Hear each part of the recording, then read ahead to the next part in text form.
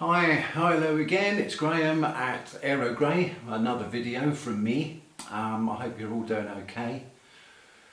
Roll on the end of the lockdown, eh? And let's all hope that, that this virus doesn't come back.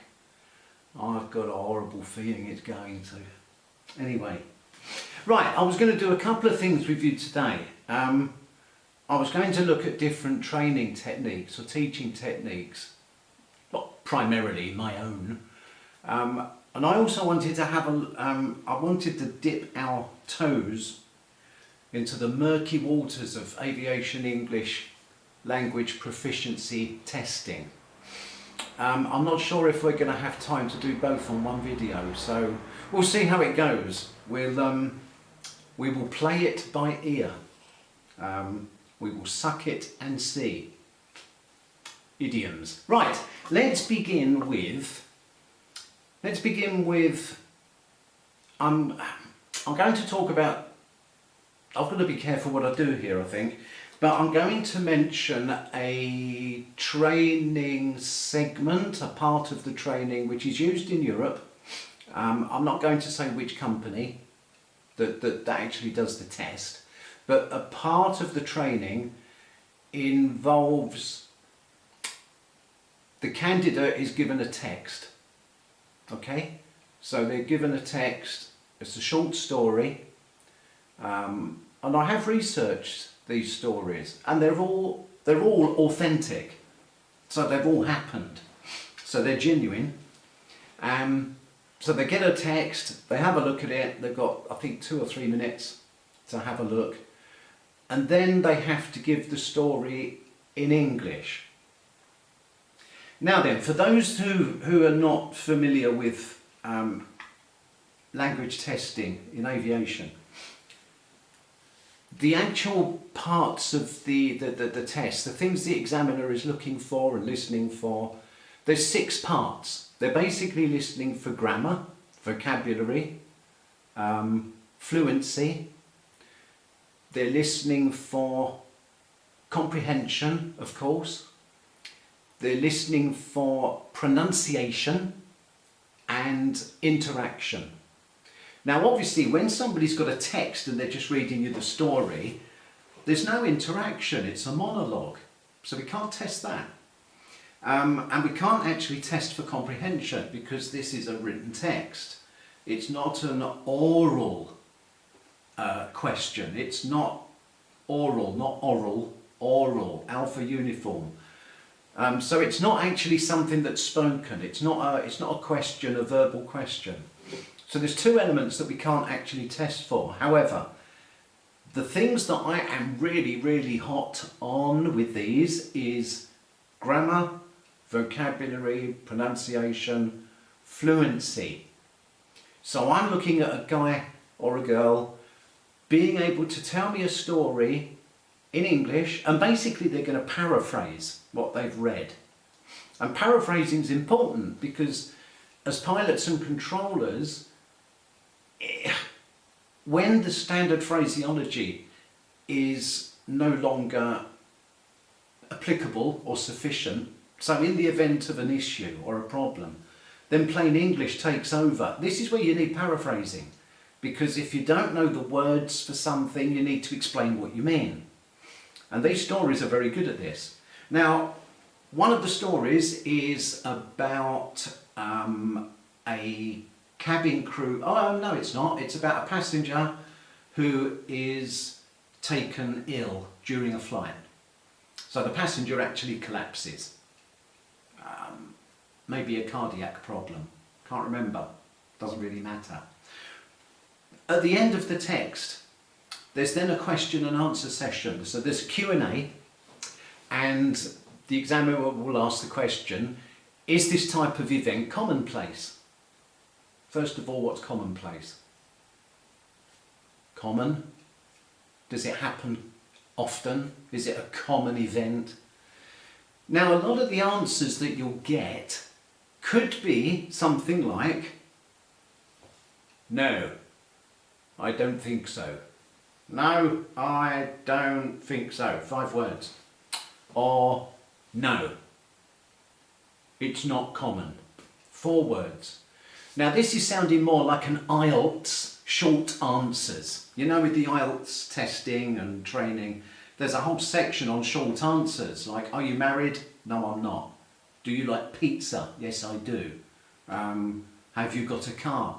Yes, I have. Short answers. In aviation English, short answers, no, I'm not interested. I want you to build a story. I want you to think outside the box. I want you to conceptualize, put yourself in the position of the pilot in this particular scenario. So if we have the question, for example, again, you've got a member of the public, one of the passengers has a heart attack. And I give you the question, is this kind of event common? When somebody says, no, not common, to me it's not enough. Tell me why. Conceptualise. Now put it in, imagine the pilot's been a professional pilot for, let's say, 20 years. And in his whole career, or her career, during their career, they have only experienced a health issue in the cabin on 1 occasion. So just once in 20 years. What would now be a good answer to a question like this? So you've got passengers had a heart attack, blah, blah, blah, blah, blah. Is this kind of event commonplace? Conceptualise. So now you're thinking, right, in my experience, I would look for an answer something like, well, I've been flying for 20 years and I've only had an experience like this once. It's better than a 3 or 4 word short answer, because you're giving me an answer from your own perspective, your own career. Another way of answering it could be, I wouldn't say it's common. It does happen, but it's not common, in my opinion. No, I don't think it is. It doesn't happen very often. Again, it's a better answer than just, is it a common occurrence? No, I don't think so. But tell me why you don't think so. Give me some meat on the bones. Now, another one. There's another story about an aircraft that comes under attack from soldiers on the ground. So people on the ground are shooting at this aircraft. It did happen. And I've done a little bit of research. And did you know that since the 1930s, there's been 43 attempted or successful attacks on aircraft from the ground. And I'm talking about civilian aircraft. I'm not talking about military aircraft. I'm talking about civilian aircraft. The ones that you go on holiday on. Now again, the question that comes would be something like, if you were the pilot of an aircraft, would you know if you were being shot at? Now, the obvious answer is, no, I don't think so. So, no, I don't think so. There's another 5-word answer. Now, for me, that's not good enough. It's also not true. And this is where you think outside the box. Conceptualise. So, you've got people shooting at you with rifles from the ground. Question again. Would you know if you were being shot at? Well, you've got day flights and night flights for a start. If it's a day flight, and imagine that the soldiers, they're not particularly good with aiming, so they fire maybe 6 or 7 shots, bullets, rounds, and they don't hit the aircraft. Number one, there's no damage to the aircraft. And number two, you certainly won't hear the guns going bang bang, because you're still probably 1,600 feet, 1,000 feet in the air with the engines going. You're not going to hear anything.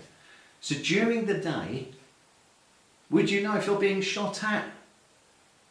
If they miss, no, you wouldn't know. What about if they got lucky and they hit the fuselage or they hit part of the aircraft, an engine, which could make a difference now to the safety of your flight? Would you know now? Yes, you would. So these people would have to be lucky, or you unlucky. Now you would know. So, would you know if you were being shot at? If they missed, or if you were out of range, then no, you wouldn't. If you were within range and the soldiers were lucky, they hit the aircraft, then yes, you probably would know, because you might feel something. Depends where the bullet hits the aircraft. You might see something. You might have some warnings come up on the ECAM. You might lose an engine. So something like that, yes, then you would know. But I want something more than that. What about during a night flight? Would you know if you were being shot at? You can't see the people. You can't hear the guns going. Would you know? The obvious answer is probably, well, no, you wouldn't. No, think again. We've all watched the news.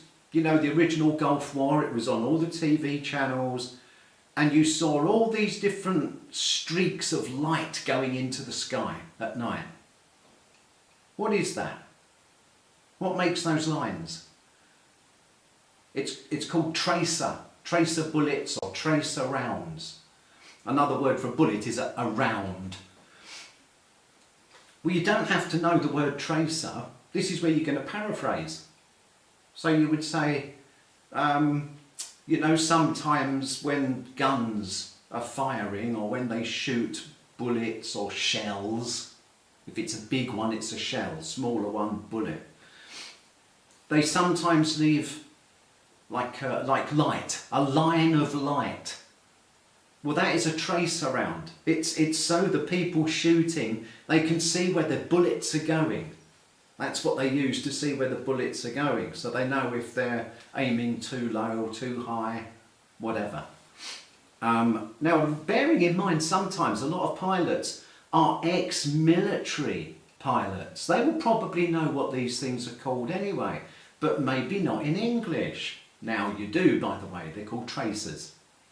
But that's where you've got this conceptualization. You put yourself in the cockpit, daytime, nighttime. Would you know that this is happening? During the day, maybe not, unless they got lucky. During the night, you might see tracers, and then you'd think, hang on, somebody's shooting at us. Now you would know.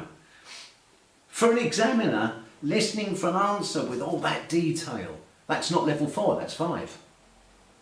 Particularly if you've got the fluency to go with it, the pronunciation's pretty good, and you're describing something, the examiner can close their eyes and imagine it. So you're painting a picture with words. And that's the way different training techniques are vital, I think, when it comes to aviation English. More so than with something like IELTS, which is purely for academic purposes. With aviation, it's not. It's not for academic purposes. There was, well, I've already told you in the previous video where you've got pilots that couldn't speak English properly. You've got 2,500 tons of metal complete with a load of aviation fuel. That's one big bomb. Oh, and by the way, 200 and whatever passengers on board. So when there's a problem, you need to be able to use the correct English. Now then, I think I can talk about tests very briefly. I've been kind of lucky because in the years that I've been doing this, I'm actually familiar with 1, 2, 3, 4 different tests that are currently out there. Oh, hell, I'm going to turn this into a rant now because this is something, again, that I think ICAO have really, they've missed a trick here. I think there should be a standard test in the industry. If you've got a standard test, like IELTS, for example, it's a benchmark. You know where you are with it. But with ICAO English testing at the moment, there's probably more than 4 or 5 tests. There could be more than that. Well, where's the benchmark? Because the tests are all different. The testers, again, I firmly believe the testers and the examiners should all be native English speakers. Not level 5 or level 6 non-native speakers who have got a pretty good grasp of English, and it's probably very good, but is it good enough for this? No, I don't think so. It should be native English speakers only. And the tests, I mean, I've seen some questions on tests that just don't belong there. I always remember a famous question once when I was working in, I'm not going to say, and one of the pilots told us, one of the tests was, what's a baby swan called? You know a swan, that white bird with a long neck. What's a baby swan called? What kind of question's that? When are you going to need to know that you're talking about a cygnet? When are you going to need to know that? You're not. If you've got a big flock of swans, or you've got cygnets walking around on the bloody runway, birds is a good enough word. Why do you need to know specifically what they're called? You don't. Also with testing, and I'm going to mention it because, you know, let's put our cards on the table. I remember once when I was working in Kazakhstan, so we had a pilot who was a lovely guy. I was working with him, with the other training staff. I was quite new to the game then. I was new. This was my first assignment, and I was learning on my feet, you know. And this pilot could hardly put a sentence together, and there was no way he was going to pass at ICAO level 4. Level 3, if he was lucky and the wind was blowing in the right direction during his test, he could probably get level 3. Well, level 3 means you can't fly internationally. And we know this pilot went to a certain country in Europe. I'm not going to mention it because that's probably political suicide for me, but you all know where it is. He did his test in this other country, came back with his level 4 certificate. Impossible. We even knew of another pilot, and I've got the names, I've still got copies of all the training stuff that I had 10 years ago. Similar. Marginal level 4. Marginal. He went to this same place and came back with level 5. And my boss and me looked at each other and couldn't believe it.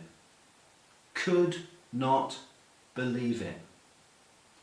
And thankfully the company, the airline involved, actually did put a memo out to all their staff, particularly the pilots obviously, and basically said that we will only accept certificates from these testing organisations, and there were probably only 2 or 3 of them. And one of them was the one that I helped to set up at the airline in Kazakhstan. But the testing at the moment, and I'm sure it still goes on, I'm sure there's little brown envelopes changing hands, and if that's libelous, prove I'm wrong, and then I'll change. I'll change my approach and I'll put an apology on here. Prove I'm wrong. Because there are many people, other than me, there are many people who know it goes on. And it's got to stop. It's got to stop. And remember I said on the previous video, it's like, you know, you've got the all-encompassing overall body, ICAO. They should be the ones that are calling the shots. They're not. They're not. It is a case of the tail wagging the dog. there are still far too many business interests involved in language proficiency training and, probably more importantly, the testing, giving these certificates. And I don't see it stopping. It's got to stop. But while there's too many business interests, I can't see it. So come on, aviation industry, wise up, please. Anyway, listen, leave your comments, any questions that you've got. Anybody that's noticing my polo shirt, there you go, you can have a little look at that. I don't know if it's still going. Northcote's Flying Club. I flew there many years ago in our little Cherokee from Little Granston in Cambridge, and it was a smashing little club, really nice. And I seem to remember the person I was flying with nearly killed us on the way home. Ha! That's another story. Remind me and I'll tell you what happened. It was almost amusing. I think that's it. Do I want to say anything more? I can't remember. Was there anything about training? Conceptualise. So think outside the box, be creative. Get pilots to train with idioms, use idioms. Do it as a little fun session, because idioms are always useful anyway. Pilots can use them during PAs, they can use it during briefings, you know, play it by ear, suck it and see, catch 22. You've got two choices, they're both bad. Catch 22. There's lots, and I can't think of all of them now, and I didn't prepare them. Quite deliberately I didn't prepare them, but I didn't. So yes, unconstrained thinking, that's what I'm looking at. Lateral thinking. That's what I want for my students. When you work with me, you're going to work. Oh, you are going to work. But your English level is going to be far higher than you probably imagined it could be. And it's not difficult. You know, anyway, I'm going now, so thanks again for watching. Leave some comments, jab the old like button, and I'll speak to you again soon. Take care, everybody. That's Aero Grace signing off. See ya.